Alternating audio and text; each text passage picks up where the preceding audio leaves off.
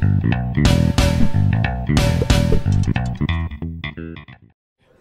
nerds, I'm here with the Dark Knight himself, not in Lego form, Troy Baker. Troy, thank you for spending some time with us. Absolutely, thank you for being here.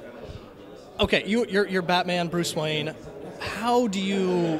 That's a heavy burden to take on, I would imagine, in any form. Well, but you also look, and we've got now 75 years of Batman history, and I kind of think that Batman has become our King Lear in some ways because there's been so many different iterations of it. There's been so many actors that, in one way or another, have performed that character. We have so many writers in the graphic novels that have sat down and inked or penned or written for that character specifically and everything within this. So, really you just have to trust the character and trust the story. I mean, Batman is bigger than me. It's going to be fine. There's nothing that I can do to take it down. So it's really just about getting in here and having fun with what we're doing, understanding who the character is and how it plays within this story, and just letting go, letting the wheels fly off when they do. And we've got an incredible cast between Nolan North, as Superman. We've got Diedrich Bader, which is kind of cool for me because I'm in the room with another Batman. Yeah. So you've got Ikari Payton, to me, steals the movie with playing a cyborg. So we really just had a lot of fun, and it's a really good story.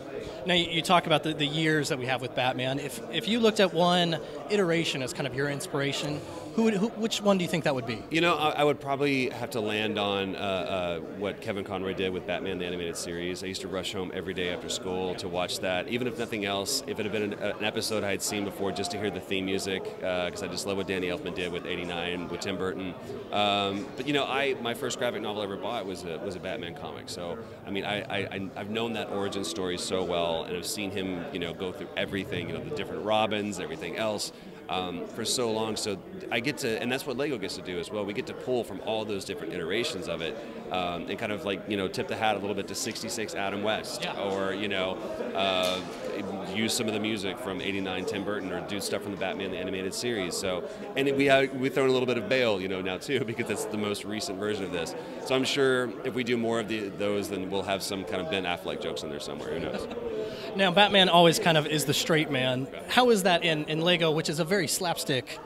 But it's kind of the same thing, I say that I get to be like the Dean Martins surrounded by a bunch of Jerry Lewises, I'm the straight guy, and I just have to be dark and broody and let everybody else get out of the way. I mean, Nolan's so great at being super witty and super funny. He cracks me up, whether we're in the booth or you're just having drinks at a bar somewhere. And again, to me, Ikari Payton has some of the best lines. I mean, it's even when you're making something and you read the script, you become familiar with it, and sometimes that can take away some of the surprise from the laughs. But when you actually sit down and watch this, I found myself laughing out loud. So this will be my fourth time, I think, to see it, and I still can't wait to watch it. The Lego movies are a very specific type of humor. When you were first introduced to it with all the cast, was there kind of an introduction to Lego humor, or? Well, I mean, I've grown up with Lego as well, and so I mean, I even played Lego Batman 2 when there was no voices, and all the Harry Potter games and Star Wars Lego. So even without the voice, you kind of understood what Lego was going for, and you saw the fan service and the homage to different things that if you'd seen the movies, they're like, oh, I see what you did there. Or even if you had, and you're like, I wonder what they're talking about. It makes you want to go back and watch it. Which if you haven't watched Star Wars, what rock do you live under? Not the one Phantom Menace. I'm talking about the original Star Wars. Anyway. I think we hit a hot topic. I was like, oh my God. I actually met somebody that I was like, I've never seen Star Wars. I'm like, if you were born anywhere before yesterday, you should have seen Star Wars. But no, it's just so great to be able to have something like this and to understand where Lego's coming from and to have a blast with it and not be afraid to mess up, because it's going to be good. It's going to be good. Now, you listed off some amazing nerd cred there.